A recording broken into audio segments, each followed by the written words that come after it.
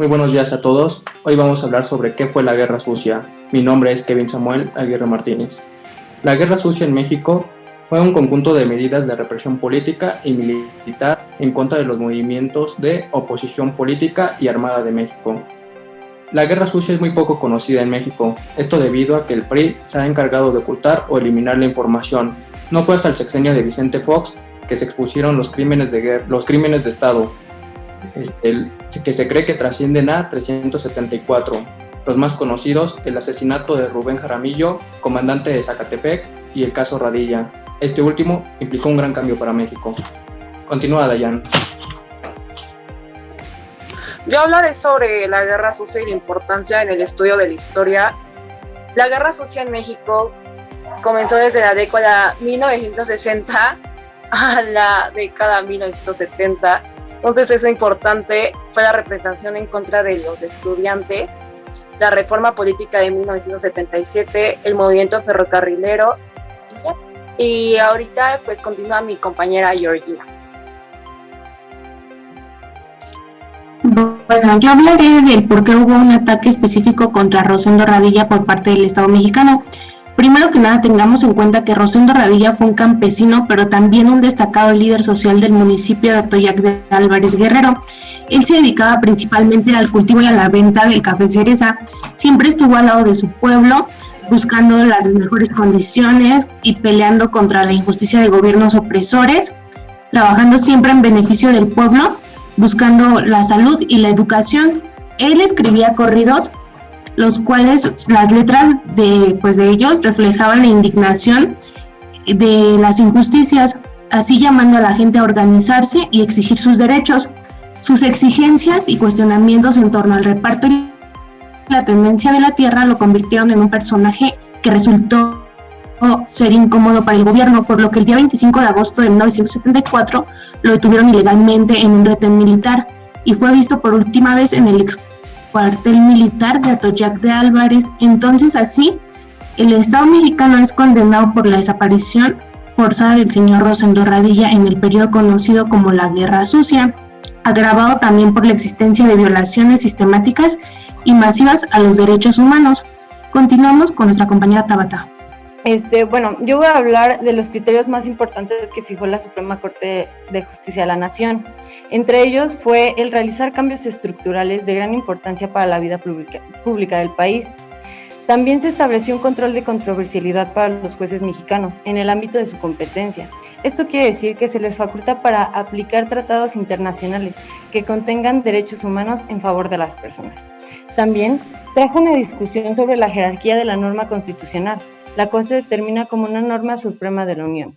Y de igual forma, se estableció que los jueces militares no serían competentes para juzgar a militares acusados por violar derechos humanos, ordenando que dichos casos fueran turnados a la justicia ordinaria federal. ¿Qué tal? Buenas tardes, mi nombre es Mariana Hernández y les voy a hablar sobre el control difuso y qué se necesita para que este sea desarrollado correctamente. Bueno, principalmente se necesita que uno conozca sus derechos como ciudadano. El gran ejemplo que lo han mencionado la mayoría de mis compañeros, pues es el caso de Radilla, que fue un líder social del municipio de Atoyac de Álvarez Guerrero. Él fue un personaje el cual siempre luchó por sus derechos y hacer que no se vieran muchas injusticias. Y no recibió apoyo de su estado y tuvo que entrar la Comisión Interamericana de Derechos Humanos. No sé tú qué pienses al respecto de este tema, Leslie, no sé si consideres que dejó algún impacto o no. Claro, lo bueno que yo puedo sacar sobre este caso es que en 2011 la Suprema Corte de Justicia de la Nación, en las sentencias que se hacían en la Corte Interamericana, las que tenían que ver con México, o bueno, las que estaban dentro de México, fueran parte de sentencias obligatorias para todas las autoridades. Y las que no fueran parte de México serían criterios orientados. O sea, esto quiere decir que hasta ese momento fue un gran cambio que se hizo. pero cabe resaltar que para llegar a esto o varias reformas que se hicieron, porque no fue la única, fue un largo proceso. Si nos damos cuenta, cuando detuvieron a Rosendo fue en el año de 1984 y hasta el momento en que se dictó sentencia fue hasta noviembre del 2009, o sea, fueron alrededor de 35 años. Y bueno, por mi parte sería todo y mi compañera Rocío va a dar su opinión. Bueno, lamentablemente vivimos en un país donde la censura está muy normalizada aquí en México.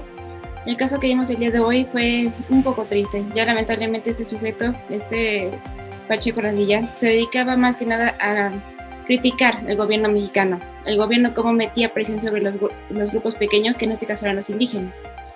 Entonces, en este caso, México no tuvo otra opción que censurarlo.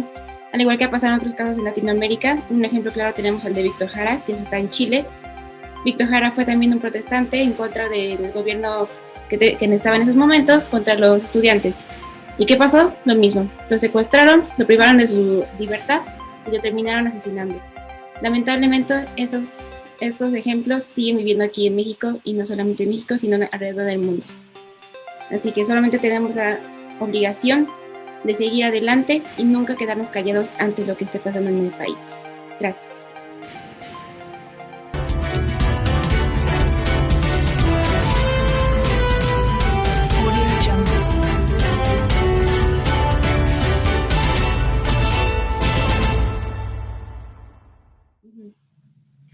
Bueno, hola, mucho gusto. Mi nombre es Mariana, yo te voy a entrevistar.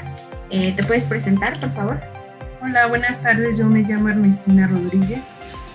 Ok, bueno, mira, Ernestina, es una entrevista referente al caso de Rosendo Radilla. No sé si tengas algún conocimiento de este caso.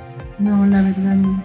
¿Y tienes conocimiento de tus derechos como ciudadana o en algún momento te has percatado de si han sido violentados tus derechos o algo similar? Sí, en algunas ocasiones me he dado cuenta de esa situación. Algunas veces conozco mis derechos y otras la verdad es que desconozco. Ok, bueno, te comento rápidamente. El caso de Radilla fue muy sonado, ya que fue un hombre que se volvió un líder social, trató de proteger sus derechos, también los de otras personas, y pues para el gobierno pues fue un problema y lo detuvieron injustificadamente. ¿Cuál es tu opinión sobre eso? Pues muy mal hecho, y desafortunadamente muchos de nosotros no conocemos nuestros derechos, nos quedamos callados y es a lo que lleva a esta situación. Una última pregunta.